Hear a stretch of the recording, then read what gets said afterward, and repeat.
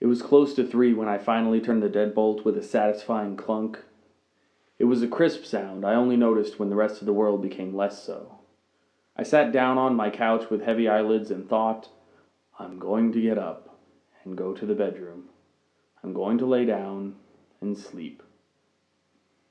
This was the layer of my brain where I voiced self-conscious thoughts and words. Deeper down was the core, the imminent thoughts that could be described but never named. Somewhere between lay my feelings. At that moment, my feelings called me a liar.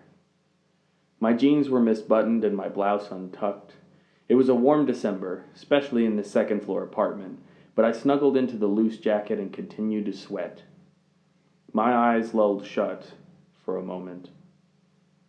Okay, this time I'm really getting up.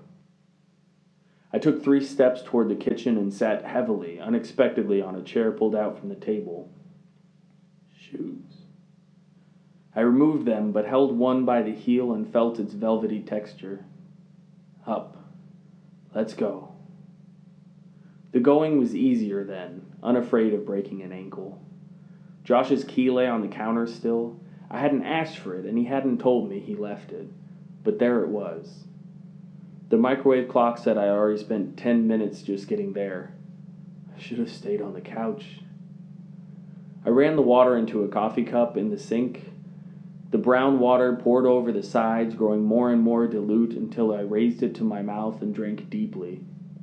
I sat the mug down, opened a drawer full of knives, and swept the key into it. My phone buzzed in my pocket. Hey, you get home all right? I decided not to respond and clumsily pushed the phone back into a pocket. On the floor at my feet, I noticed a few cigarettes I'd taken from John earlier. They'd been perfectly straight when I slid them from the pack on John's bedside table. Now they lay ignobly crunched on the floor. I didn't own a lighter, so I moved to the stove. The electric burner warmed up slowly, and I ran the end of the cigarette in slow circles, waiting for it to ignite. When it finally did, I took a drag, and it nearly floored me. It was like the rush of blood from earlier, and just as fleeting. This is cancer. What am I doing? I stumbled out of the kitchen, gripping the walls all the way to the bedroom. I checked the time on my phone, 3:38. My eyes adjusted, and I checked my email, Facebook, Craigslist. There was a banjo I'd considered buying my dad. I thumbed the phone's menu over to favorite contacts. Mom, Dad, Josh. I placed the phone up to my ear as it started to ring. Hello? Hi.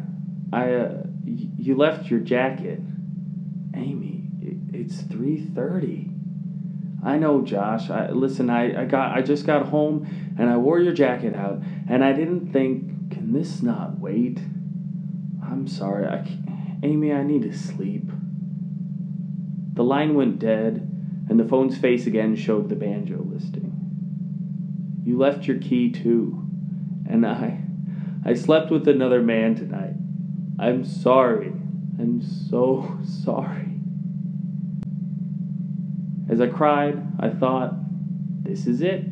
You're going crazy. You're not even thinking to yourself anymore. You're talking to yourself. The feeling beneath it again called me a liar. It called me cheap. It called me rash. I rolled off the bed when the sobbing subsided and walked a little more sure-footed on account of the nicotine. I made it to the bathroom mirror and pulled it to me. There beside my toothpaste sat a bottle of Benadryl. It came with me to the kitchen. The lights were off, but the stove cast a red light over everything. Idiot. Good thing I came back in here. The knob clicked back to off, and the light began to weaken. I filled the coffee cup in the same way as before, letting the water overfill it several times over. I did the math.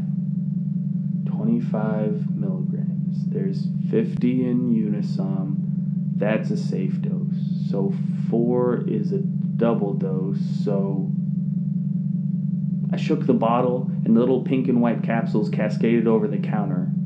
It was then too dark to see, but the bottle felt light enough. I turned the faucet off and I took the mug in my hand, A gulp of water and the contents of the bottle of Benadryl down the hatch. I tried to taste how many it was. There were at least 6, maybe as many as 12. Back in bed, I imagined I could feel the chemicals warring in my veins. The alcohol and nicotine were close to evenly matched, but the diphenhydramine? What was it doing? Was it working yet? Just before my eyelids finally closed, I saw my phone light up. I'm sorry. I love you. Call me in the morning. I felt as though I needed to check the stove, even though I knew it was off by now. I shouldn't have put the key into that drawer. I have to tell Josh the truth about tonight. I have to get tested. I have to get Plan B. I have to be at work in 6 hours.